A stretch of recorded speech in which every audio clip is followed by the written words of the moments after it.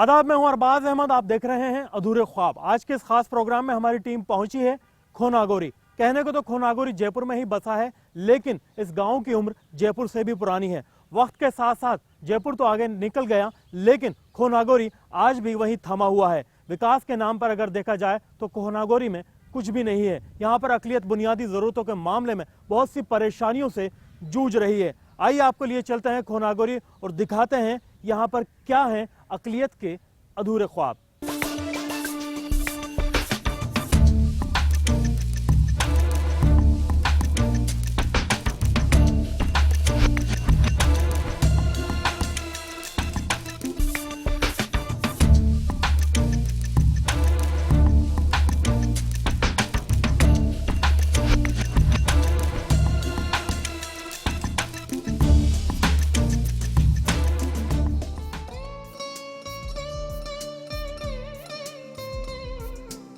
Jaipur Agra bypass के बीच बसा एक इलाका खोनागोरियान। जयपुर के घाट गेट से सिर्फ 7 किलोमीटर की दूरी पर बसे इस इलाके में मुस्लिम माइनॉरिटी की बड़ी आबादी बसी हुई है। कहा जाता है कि ये इलाका दौरे रियासत के दौरान ही आबाद हुआ। जाहिर है वक्त के साथ साथ यहाँ की आबादी बढ़ती गई और इसी के साथ साथ कई नई और पुरानी कॉलोनियाँ भी यहाँ पर बसती गयी। आज हमारी टीम इन्हीं नई बसी कॉलोनियों में जाएगी, जहाँ के हालात आप तक पहुँचाने की कोशिश करेंगे। तो आइए चलते हैं खोनागोरियान और जानते हैं यहाँ रह रहे मुस्लिम माइनॉरिटी के हालात। खोनागोरियान शहर से इतने करीब होने के बावजूद भी यहाँ तमाम तरह की परेशानियाँ देखी जा सकती हैं। बिजली, पानी और सड़कें, ये ऐसी बुनियादी जरूरतें हैं जो आज हर इंसान के लिए मयस्सर होनी ही चाहिए, लेकिन यहाँ इन तमाम चीजों की कमी साफ तौर पर देखी जा सकती है। किस तरह की परेशानी है यहाँ पे? यहाँ पे पानी की भी परेशानी है, सड़क की परेशानी है, हॉस्पिटलों की परेशानी है, बहुत परेशानी है। जाने आने में बहुत परेशान होते हैं। और हमें इतने दिन हो गए, ना कोई बैंक है ना कुछ, कोई गरीबों का तो कुछ भी नहीं है। कब से रह रहे हैं आप लोग? क्या परेशानी है? पानी वगैरह यहाँ पे ठीक से आता है? का रोड का सबका परेशानी, सबकी परेशानी। पेंशन वगैरह आप लोग को मिलती है यहाँ पे? पेंशन कितना टाइम हो गया पेंशन मिले हुए? नहीं कौन मिली मन, हमें मिली क्या नहीं मिली है? नहीं कौन मिली, पेंशन नहीं मिली। पेंशन कौन मिली। कितना टाइम हो गया पेंशन ना मिले हुए?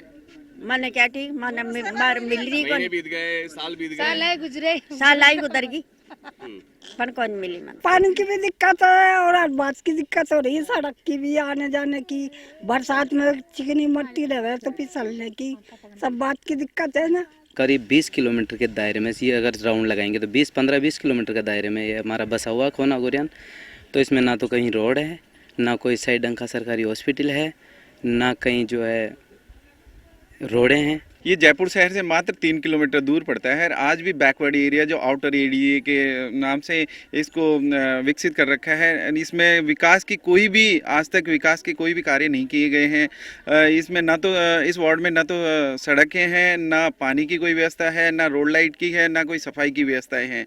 आज ये काफ़ी जयपुर शहर नहीं बसा था, उससे पहले का बसा हुआ खोनागोरियान घाटी करोलान गाँव है, लेकिन यहाँ आज तक न तो बैकवर्ड एरिया के नाम से ही इसको घोषित कर रखा है। पिछड़ा हुआ इलाका करार दिया जाता है इसे, जबकि 3 किलोमीटर ही सारा जयपुर से है और कोई किस तरह की गवर्नमेंट की सुविधाएं नहीं है यहाँ पे। 1970 से लेकर अभी तक ना तो कोई रोड बना और ना ही अभी तक कोई इसका कार्यक्रम हुआ। ना तो इसका कोई सुविधा लाइट की है, ना कोई पानी की है, ना कोई गटर लाइन की, सीवर लाइन है, कुछ भी नहीं है यहाँ सुविधा।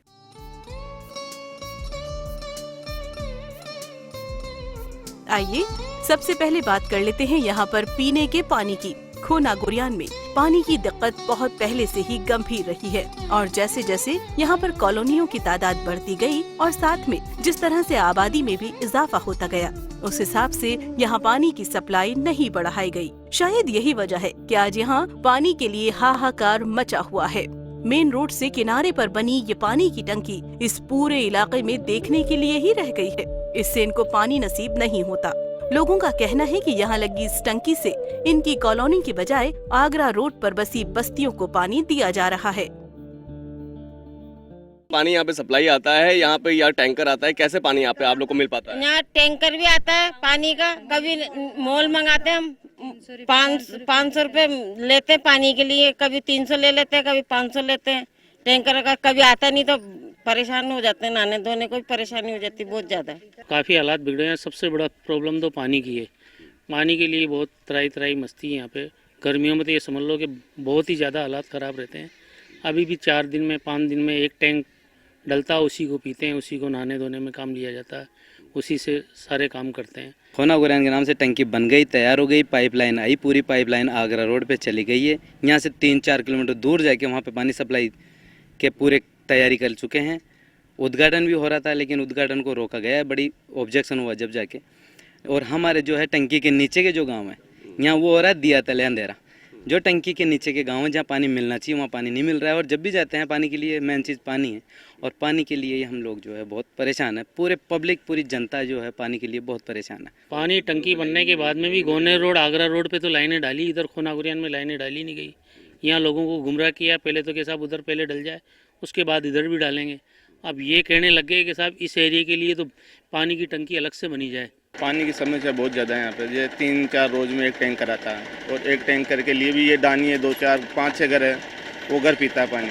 2 साल से पानी की टंकी बनी हुई है। पानी के लिए जाते हैं तो बोलते बोले आपके लिए पानी नहीं है, जेडी अप्रूव में पानी देंगे हम आपको भी नहीं मिल सकता पानी।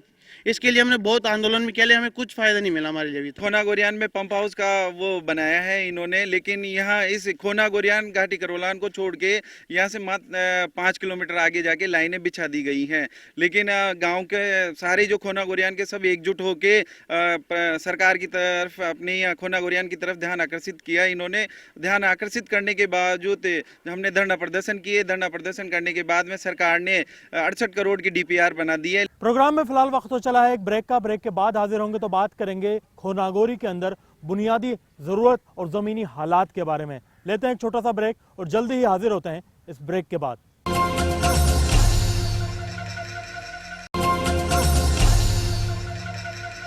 ब्रेक के बाद हम हाजिर हैं। आप देख रहे हैं अधूरे ख्वाब। प्रोग्राम के इस हिस्से में हम आपको दिखाएंगे खोनागोरी के अंदर क्यों लगातार आबादी तो बढ़ती जा रही है, लेकिन विकास वहां पर थमा हुआ है।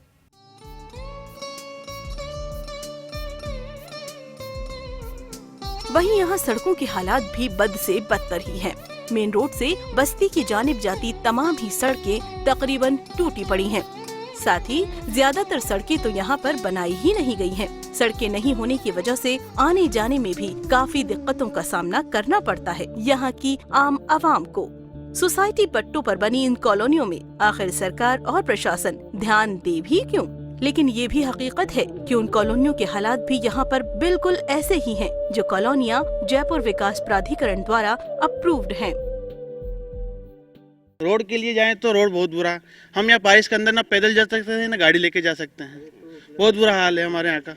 रात को 8 बजे बाद गलियों में अंधेरा हो जाता है और कोई कुछ भी कर सकता है, कोई पता नहीं। यहाँ पे हम हर तरीके से परेशान है। यहाँ पे ना तो सरकारी कोई सुविधा हमारे लिए, ना और किसी और तरीके से। रोड ऐसे है कि अभी नालियों में किसकी गाड़ी फंस जाती है, किसके ट्रक फंस जाते हैं, ट्रैक्टर फंस जाते हैं। ऐसे बड़े बड़े खड्डे हो रहे, नहीं तो उसमें गटर लाइन है इधर। यहाँ रोडों के काम कितनी बार रोडों के लिए हम JDC से भी मिल आए, नगर निगम में भी जाइए, सारी प्रयास कर ली हमने। उसके बावजूद आते हैं, देखते हैं और चले जाते हैं, आश्वासन देते हैं। आज तक कोई काम हो नहीं पाया, हर तरीके से विफल रहे हैं, बस वादे हैं। विधायक साहब के पास जाते हैं, विधायक साहब बोलते हैं साहब अब ऐसा कर देंगे, अब ऐसा कर देंगे। उनके 5 साल पूरे गुजर जाते हैं, उसके बाद में भी कोई चीज़ कोई पूरी नहीं कर पाते हैं, ना कोई काम होता है। यहाँ पे ना तो सड़क का निर्माण का भी किया गया है। हम प्रयास कर रहे हैं नगर निगम में, JDA में, सभी अधिकारियों से, सभी जनप्रतिनिधियों से, MLA MP साहब से, सभी से हम रिक्वेस्ट कर रहे हैं, लिखित में भी दे रहे हैं कि हमारे वार्ड की तरफ भी ध्यान दिया जाए और इसमें विकास कार्य कराए जाए।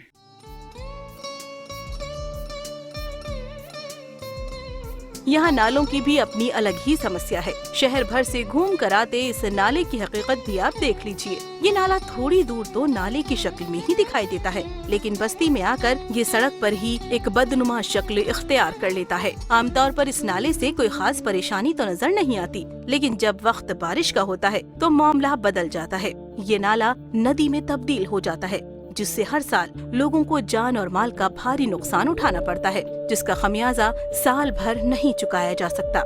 आम बाशिंदे नाले की 4 दीवारी और उसको ठीक कराने की मांग कर रहे हैं, जो मांग बेहद ही लाजमी है। एक नाला पड़ता है जिसमें 15,000 घरों की आबादी है। हम उस नाले को क्रॉस करने के लिए अगर बारिश आ गई ना तो कम से कम 2 घंटे 3 घंटे जब तक वो नाला ख़त्म नहीं होगा, जब तक रोड पे उधर के वाले उधर रहेंगे, इधर के वाले इधर रहेंगे, पार नहीं कर सकते। वो पुलिया नहीं बन पाई अभी तक और ना कोई रोड है। काफ़ी परेशानियाँ, इतनी परेशानियाँ कि अब खुद बयां नहीं कर सकते। आए दिन एक्सीडेंट होना, बारिश आ जाए तो उसमें पानी भर जाना, रास्ते के लिए गाड़ियों में बड़ी दिक्कत हो जाती है।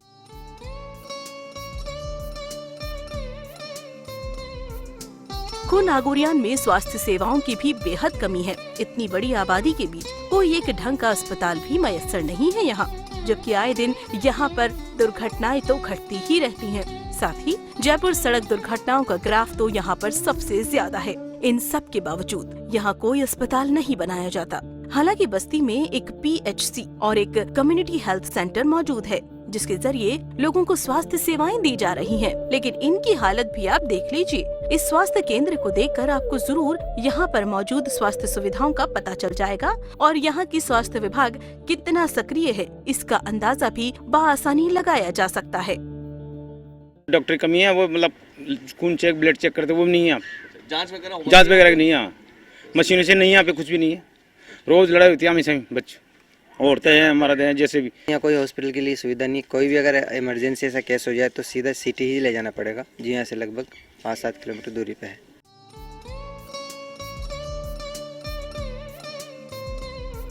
बात करते हैं बैंक की, तो खो नागोरियान में बैंक की कमी भी साफ तौर पर देखी जा सकती है।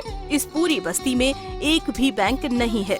जाहिर है, इतनी बड़ी आबादी के बीच बैंक न हो तो वहाँ की आर्थिक सेवाओं की स्थिति समझी जा सकती है। बैंक नहीं होने से लोगों को रोजगार के लिए भी परेशानी उठानी पड़ती है। अगर कोई दूर दराज के बैंकों से लोन लेकर कोई रोजगार करना भी चाहे तो बैंक इनको नेगेटिव एरिया कहकर लोन नहीं देता है और इन्हें टाल दिया जाता है। जाहिर है, लोन नहीं मिलने से इनके विकास में भी बाधा आ रही है। इससे न सिर्फ लोगों में सरकार और प्रशासन के लिए नाराजगी भरी हुई है, बल्कि इस तरह के हालात से मायूसी भी फैल रही है। यहाँ एक बैंक है साहब लूणीवास में, तो मैंने कहा था एक खो नागौरी में बड़ौदा बैंक या कोई भी बैंक खो नागौरी में खोल दो तो सुविधा हो जाए। लेकिन मैंने लिख के भी दिया साहब कई बार, कई बुजुर्ग भी गए मेरे साथ, कई आज लोग भी गए, लेकिन यहाँ बैंकों की तो बैंकर सुविधा नहीं है। खो नागौरियान, सद्भावना नगर, इधर ये जो पार्टी वाली डानीपुरी, इधर प्रेम नगर चल रही है। मतलब 10 किलो 15-20 किलोमीटर के एरिया में सिर्फ एक बैंक है। अब सर उस 50,000 की आबादी तुम्हारी खो नागौरियान की है। प्रोग्राम में फिलहाल वक्त हो चला है एक और ब्रेक का। ब्रेक के बाद हाजिर होंगे तो बात करेंगे तालीम और रोजगार के बारे में। लेते हैं एक छोटा सा ब्रेक, जल्दी ही हाजिर होते हैं इस ब्रेक के बाद।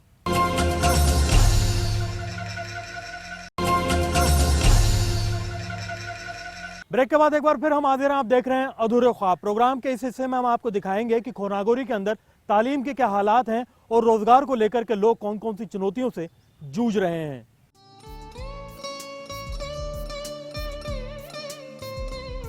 खो नागोरियान में तालीम के हालात भी ज्यादा ठीक नहीं है।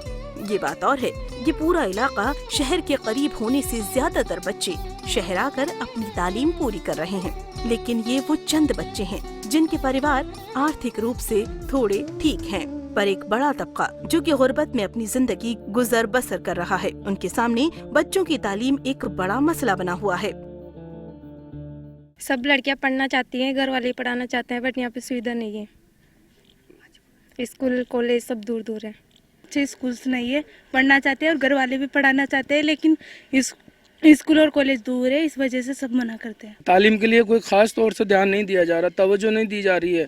और दूसरी बात, जो अगर स्कूल का अगर माना जाए तो यहाँ से 3 किलोमीटर मेन रोड पर बच्चे पढ़ने जाते हैं। खो नागौरियान जी में 20 सेंटर है। इस सेंटर से 5 किलोमीटर दूर बच्चे पैदल जाते हैं स्कूल पढ़ने के लिए, जो लुनियावास राजकीय माध्यमिक विद्यालय स्कूल है।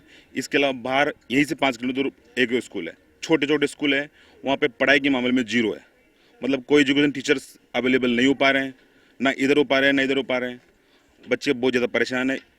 एजुकेशन की अगर बात करें तो सिर्फ 0% एजुकेशन यहाँ पे। आप किसी को बुला के पुलिए, इनको पुलिए, इसको पुलिए, किसी को पुलिए, हद मार के अगर कोई पढ़ा लिखा होगा तो वो 8 पास होगा बस।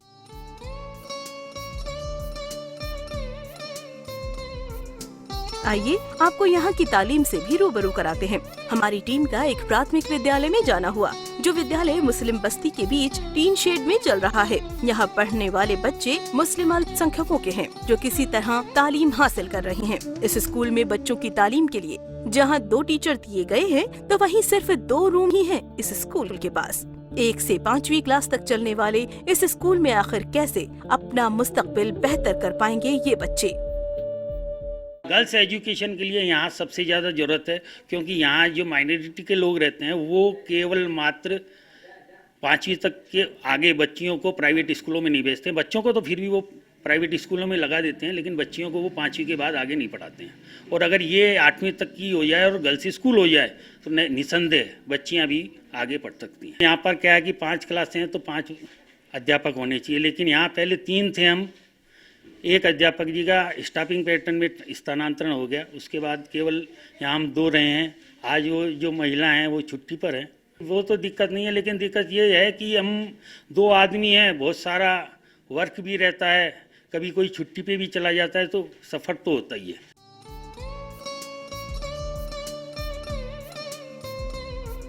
खो नागोरियान में कई सारे मदरसे भी चलाए जा रहे हैं। इन मदरसों की तालीम भी सिर्फ दीनी तालीम तक ही महदूद है। मदरसा बोर्ड से जुड़े चंद मदरसे भी यहाँ पर चलाए जा रहे हैं, जिसमें दीनी और दुनियावी तालीम देने के लिए सिर्फ एक टीचर दिया गया है, जिसकी बदौलत यहाँ पर दूसरे सब्जेक्ट की तालीम भी दी जा रही है। हालांकि लोग बच्चों को सभी तरह की तालीम दिलाना चाहते हैं, लेकिन जब मदरसा बोर्ड से जुड़े मदरसों को दी जाने वाली सहूलियात ही नहीं पहुँच रही हैं, तो आखिर मदरसे भी क्या करें।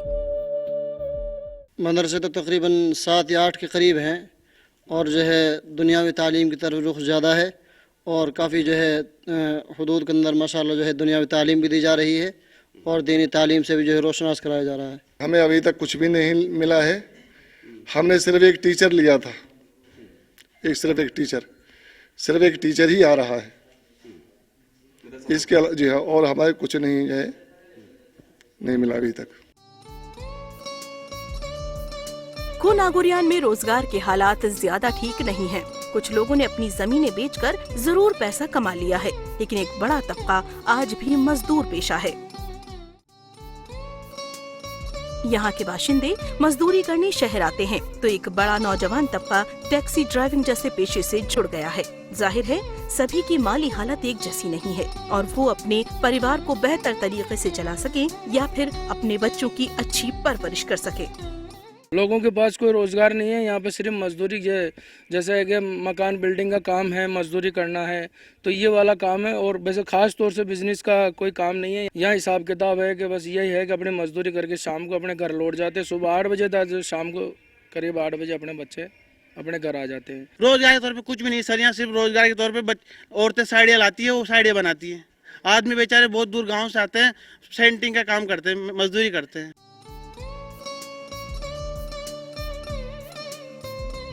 यहाँ पर शहर के व्यापारियों ने जरूर कुछ छोटा मोटा काम धंधा खोल रखा है, जिससे यहाँ घर की औरतें मजदूरी कर पैसे कमा लेती हैं, लेकिन इनमें इतने पैसे नहीं मिलते कि वो घर का खर्च ठीक तौर से चला सकें। जरूरत है यहाँ अच्छे लघु और कुटीर उद्योगों की, जिससे कि इन औरतों को सही से मजदूरी मिल सके और ये अपने परिवार को चलाने में एक अहम रोल अदा कर सकें और अपने बच्चों को अच्छी तालीम की जानिब गामजन कर सकें। हो गए 12-13 साल इस काम को करते हुए। छोटे छोटे बच्चे मेरे इसी पले, आदमी नहीं है। जब से ही काम कर रही हूँ मैं। 50 रुपए में मजदूरी करी थी, अब आके 150 हो गए। ये कपड़े का काम छटाई कर रहे हैं, अपना मजदूरी ये हो गए हमें 4-5 साल करते हुए। काम करते हैं, अपनी मेहनत मिल जाती है, अपना घर का गुजारा चला लेते हैं आराम से। एक लड़की मेरी अभी कंवारी, 2 की शादी कर दी, और बच्चे हैं घर में, 1 की शादी कर दी और छोटे हैं, काम करते हैं वो भी।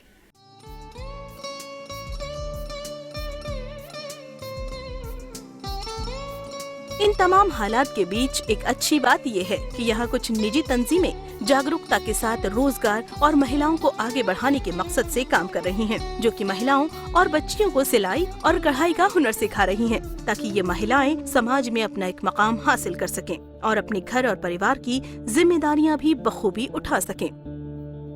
यही मकसद है कि यहाँ की महिलाएं या बालिकाएं सीख कर अपने पैरों पर खड़े हो जाए, ताकि अपने घर में अपने हस्बैंड का हाथ बटा सकें और अपने बच्चों को अच्छा पढ़ा सके, अच्छी शिक्षा दे सकें, अच्छा खिला सके, अच्छा उनको पहना सके।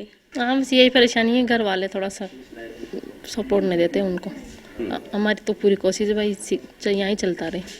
हमें कोशिश करी 12 महीने से, फिर यहाँ बैठा है। मैं फैशन डिज़ाइनिंग करना चाहती हूँ, इसीलिए मुझे ये शौक़ आया। तो मैंने सोचा कि आगे जाके और गर्ल्स को सपोर्ट दिया जाए, और जो यहाँ सेंटर खुला तो मैंने सोचा कि और जैसे मेरी चाची हैं, मामी हैं, खाला हैं, सबको मैंने बताया इस बारे में कि आप लोग भी सीखे, आगे जाके आपको हेल्प मिलेगी और उससे, तो इसीलिए मैंने कहा। हमने अभी नया नया काम शुरू किया है यहाँ पे, और देखा है कि यहाँ पे काफ़ी जो लोग हैं वो आगे बढ़ना चाहते हैं। गवर्नमेंट की तरफ से ये होना चाहिए कि यहाँ पे लघु और कुटीर उद्योग हैं, इनको थोड़ा सा बढ़ावा मिलना चाहिए, लोगों के पास जा कर के और उनसे राब्ता कायम करना चाहिए, क्योंकि यहाँ पे काफ़ी जो असुविधाएं हैं वो काफ़ी हैं। जाहिर है किसी कौम को और खासकर किसी इलाके को सही राह और सही मंजिल पर ले जाने के लिए उससे किनारा करने की बजाय उसे अपनाना होगा, और साथ ही साथ वहाँ पर फैली हुई बुराइयों को दूर करना होगा। साथ ही उन्हें मूलभूत सुविधाएं भी मुहैया कराने की अशद जरूरत है, तभी कोई कौम और इलाका सही दिशा में आगे बढ़ पाएगा। इसके लिए न सिर्फ सरकार बल्कि लोगों और तंजीमों को आगे आने की खास जरूरत है। तो ये था हमारा आज का प्रोग्राम अधूरे ख्वाब, जो पेश किया गया है खोनागोरी से। खोनागोरी के अंदर हमने आपको दिखाया कि यहाँ पर तालीम और रोजगार पर काफी काम किया जा रहा है। अगर पानी और बिजली जैसी बुनियादी जरूरतों पर भी ध्यान दिया जाए तो यहाँ का विकास बहुत जल्दी हो सकता है। खास तौर पर यहाँ पर सड़कों पर काफी काम करने की जरूरत है, ताकि यहाँ पर रहने वाले लोगों को एक अच्छी जिंदगी मिल सके। यहाँ से फिलहाल इतना ही, फिर किसी और शहर, किसी और कस्बे से आपके लिए लेकर हाजिर होंगे अधूरे ख्वाब। तब तक के लिए मुझे और मेरी पूरी टीम को दीजिए इजाजत। खुदा हाफिज।